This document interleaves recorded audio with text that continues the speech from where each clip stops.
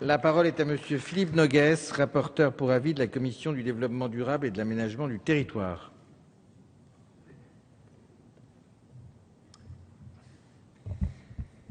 Monsieur le Président, Monsieur les rapporteurs, Monsieur le Ministre, chers collègues, le gouvernement a souhaité engager au bénéfice des entreprises, comme à celui de l'ensemble des usagers de l'administration, un véritable choc de simplification visant à les libérer de certaines tâches et à leur permettre de se concentrer sur le cœur de leur activité.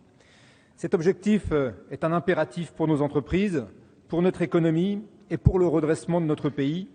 C'est la raison pour laquelle je voudrais commencer mon propos en appelant, chers collègues, au consensus politique pour ce texte attendu par nos entrepreneurs. Je ne m'attarderai pas sur les conditions dans lesquelles le Parlement doit procéder à son examen. Elles sont particulièrement inconfortables. Une semaine, c'est le temps qui m'a été alloué en tout et pour tout entre ma désignation en tant que rapporteur pour avis et l'examen du texte en commission. C'est bien entendu beaucoup trop court pour procéder à des auditions détaillées, et c'est bien dommage, alors même qu'est prônée la méthode collaborative. Par ailleurs, et sans vouloir être dogmatique sur la question, le recours aux ordonnances est un sujet délicat, toujours inconfortable pour les parlementaires, et je partage donc tout à fait le point de vue et les réserves exprimées par le rapporteur Jean-Michel Clément.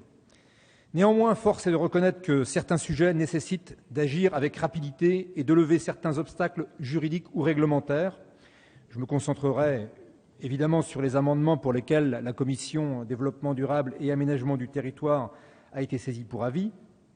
Et c'est le cas, par exemple, avec l'article 8, qui porte sur le Grand Paris Express, projet déjà engagé et très attendu aussi bien par les élus que par les usagers.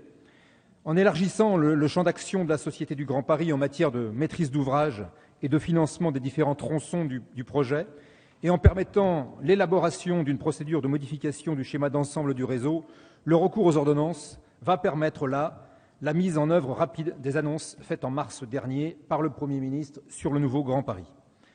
En revanche, pour l'article 9, portant sur les règles applicables aux mutuelles et établissements de crédit en matière de reporting social et environnemental, le recours aux ordonnances n'apparaissait pas justifié, dans la mesure où cela n'aurait pas permis de gagner en rapidité et qu'il n'y avait pas non plus de technicité insurmontable. Je salue donc le travail du rapporteur Jean-Michel Clément, dont l'amendement déposé en commission a permis de procéder directement aux modifications législatives requises. Cet article 9 porte sur un sujet qui m'est cher, puisque je préside ici à l'Assemblée nationale le groupe d'études sur la responsabilité sociale et environnementale des entreprises. J'aimerais donc attirer votre attention sur la nécessité qu'il y aurait à améliorer la lisibilité du dispositif et à harmoniser les règles s'appliquant aux différentes catégories d'entreprises.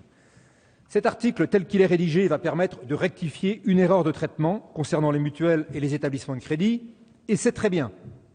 Il n'en reste pas moins que si notre objectif politique est bien d'harmoniser les règles applicables à toutes les catégories d'entreprises, afin d'assurer une pleine égalité de traitement, il m'apparaîtrait cohérent d'étendre également les règles de l'article L225-102-1 du Code du commerce aux entreprises publiques et aux sociétés par action simplifiée.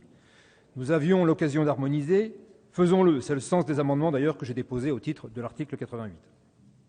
Quant à l'article 13 du projet de loi, celui-ci s'inscrit dans le prolongement des États généraux de la modernisation du droit de l'environnement, au cours desquels les parties prenantes ont dénoncé la multiplicité des autorisations qu'un projet d'activité économique devait obtenir, la difficulté pour les porteurs de projets à connaître toutes les législations susceptibles de s'appliquer à celui-ci et l'insécurité juridique problématique née des changements fréquents de la règle de droit. Le gouvernement souhaite instaurer un certificat de projet, à l'instar du certificat d'urbanisme, dans un nombre limité de régions. Et je veux saluer ici d'ailleurs le choix du gouvernement de procéder par expérimentation, cela afin de tirer les leçons des difficultés rencontrées lors de la mise en œuvre du certificat d'urbanisme, notamment en matière d'augmentation des contentieux. L'article 14 vise, lui, à simplifier les procédures concernant les installations classées pour la protection de l'environnement. Aujourd'hui, un porteur de projet doit déposer parallèlement plusieurs dossiers administratifs et subit une réelle complexité administrative qui se révèle souvent excessive et parfois même contre-productive.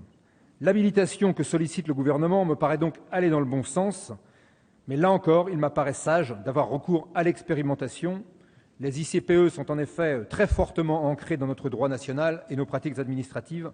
Aussi bien que l'objectif de simplification soit pertinent et nécessaire, il convient de procéder avec prudence.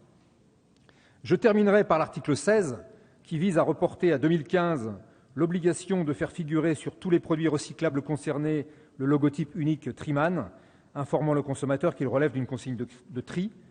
Dans la mesure où ce report permettra une mise en œuvre de cette mesure en même temps que l'harmonisation des consignes de tri, il m'apparaît comme une décision de bon sens.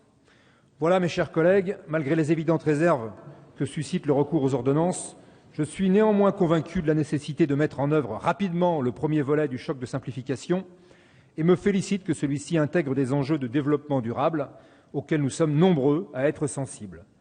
Conscient donc que ce projet de loi et les ordonnances qui en découleront permettront d'atteindre au mieux cet objectif, je vous proposerai, en dépit de mes réserves sur l'article 9, de donner un avis favorable à l'adoption du texte. Et je renouvelle encore une fois mon appel au consensus politique pour le bien de notre économie. Merci à vous. Merci, monsieur le rapporteur.